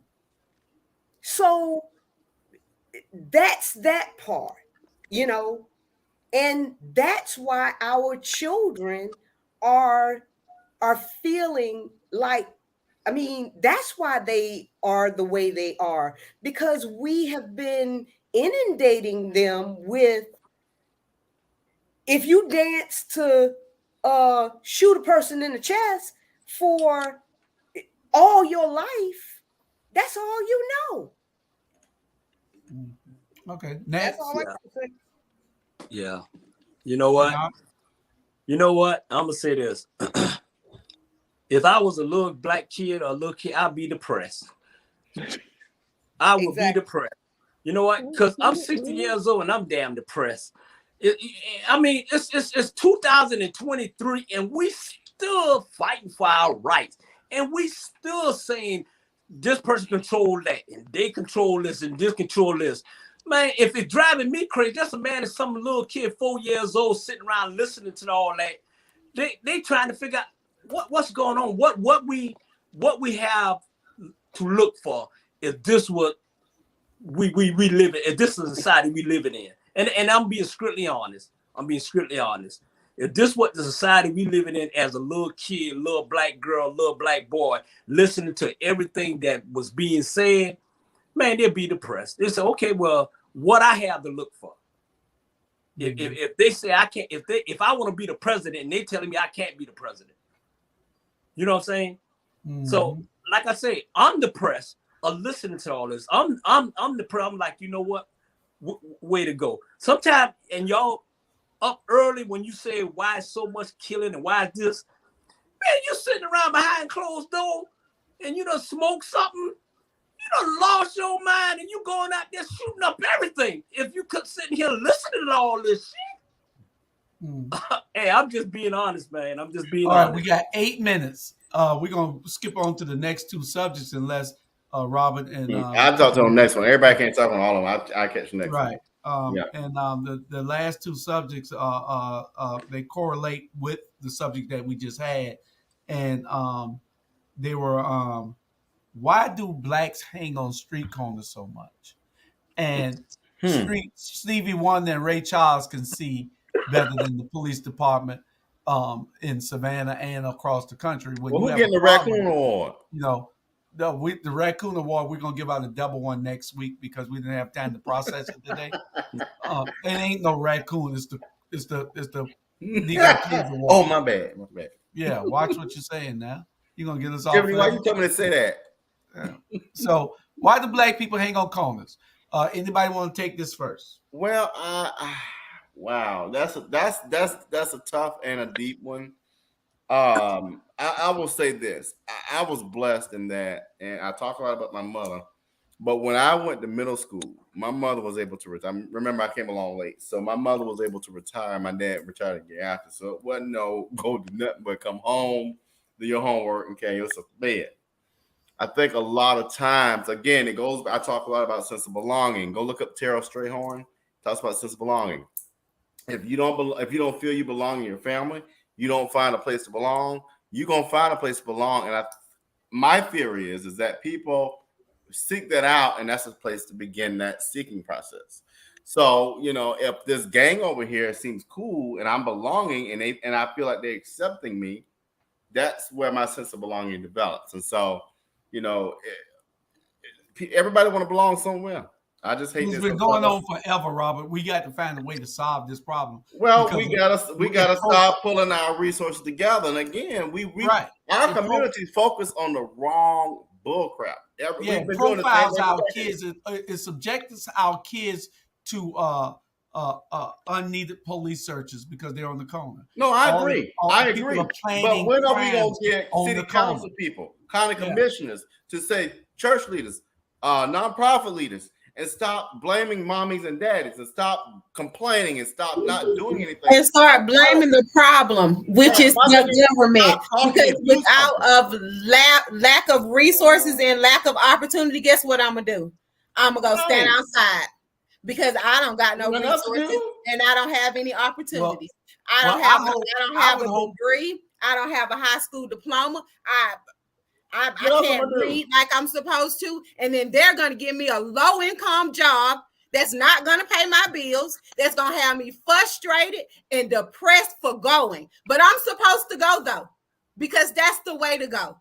Says who? And that's what the world says. That's what we will Drug continue. dealers are small business owners, whether you like it or not. If they're going to employ what Tiffany just said, if they're going to employ that young man to make more than $7 an hour, what is a no-brainer? But we gonna sit there and victimize our own people. I don't agree with none of it, but Tiffany hit the nail on the head. But we keep complaining, and we got city councilmen that just talk, and a man ain't doing nothing, and that's around the world. Change the legislation, change the laws. And you know what, guys? I think that standing on the corner depends on where you live, where you are, because you don't see a lot of that in Houston.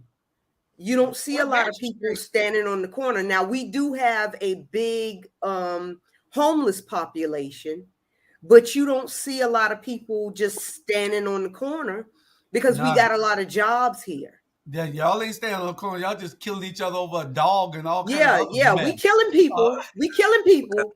Don't get me wrong, but right, we not standing on the corner. Hey, well, so y'all get the last on this. Well, they stand on the corner in West Savannah. Every time I drive through, there's about 100 of them standing on each corner. So whoever the leadership in West Savannah, they need to go. And I understand what they're saying about leadership. Man, I'm so tired of this damn leadership. Y'all need to watch who y'all vote for and put in office. And y'all say, I know for a fact, yeah, we have to vote. And don't get me wrong, we have to vote. We have to make a difference. And you have to go to the poll. But if you got a jackass on your left and you got a jackass in your right, then you just what? You period. Jamal, we got jackass sandwich. Go ahead, Jamal. I will share that and see when people talk about standing on the corners or being on the corners. That was a part of my growing up. We were on the corners. We hung out on the corner. We hung out. That's what we did. We hung out on the corner of the church. And I tell folks, the neighborhood that I came out, Dodge City, that the kids in the neighborhood, that's why. So for me, it's not anything foreign. And Lord, he froze up. And for real this time. Somebody called me. But my daddy, they also hung out in the corner. I'm talking my daddy, this is in the 90s. They are, and going to the 2000s, they on the corner. You got elderly brothers. So that it turns into something else when we make it more corrupt with regard to the issues that's going on, those social dynamics. But then that has always been a part of our experience. Right now, in fact, a lot of people don't hang on the corners or hang on their porches anymore. People ask the question, why? Because you're not in the house playing games. And that's why you have children now who are obese, children who are not healthy. So I'm just saying that hanging on the corner is not necessarily something detrimental to us. Yeah. It's been a part of our story. Well, and you're correct, and we got to change that narrative because they're being targeted by standing on these corners. Ivan, you say a great thing. We used to stand on the corners because we thought the girls would walk by, and that's the truth. Yeah, Bernard, didn't we stand on the corners because we thought the girls would come by? When me and Bernard was growing up in West Savannah, we thought the girls would come by. We didn't, you know, some of the guys would be smoking a cigarette, but we didn't smoke marijuana back then. Some of the guys would be smoking a cigarette. Some of the guys would be drinking some Boone's Farm. That's what Jamal used to be doing out there, drinking that Boone's Farm. Since he's gone, I can talk about it now. By the church. So, by the church. So, you know, so we thought that's what was happening. You know, so I don't know. You know, we got to change that narrative. We got to get in and try to make sure that we change that pattern that has been in existence forever. I didn't hang on the corners. My mom wouldn't let me hang on the damn corners. I went to football practice. I came back and I had to clean the oven. I went to football practice. I came back. I had to mop the floor, clean the bathroom. You know, we had chores to do. So, like Rebecca say, who this is? Banoski Sam says, new messaging. Yeah, we got to have some new messaging for these kids. But anyway, I'm glad y'all came. We got Unjust starting next. Y'all need to watch Unjust. It is a great show. Our host is out of Atlanta, Shantae McLaughlin.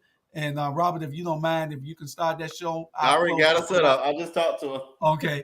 And we'll see you all next Friday. I mean next what the day is? Wednesday. We'll see you next Wednesday with another edition of the Rabble. Yeah. We appreciate y'all tuning in. When Charlie Share, coming share. back? Who? I talk to Charlie every day. He needs a computer. He said he's coming back. He can't wait to tell y'all off. He said because y'all been mean to him, and he gonna tell all y'all off, especially that Bernard Brown who's supposed to be his cousin. So anyway, we will talk with you all later, and y'all watch Unjust is coming up next. Share. We'll get with you all next week. And don't forget our shows tomorrow. We got 4 shows tomorrow. We got 4 shows Friday. We got 3 shows on Saturday. Bernard Brown, you are moving to Saturday, right? Saturday at 10 o'clock, America After Dark. Saturday at 10 o'clock, America After Dark. Don't forget to tune in. We'll catch y'all a little bit later. Robert, I got it. All right. See y'all later. All y'all invited. Sonya, all y'all invited. Okay, all y'all invited. This Saturday? Tiffany, you can't come until after the election. You can't come to after the election, Tiffany. All right.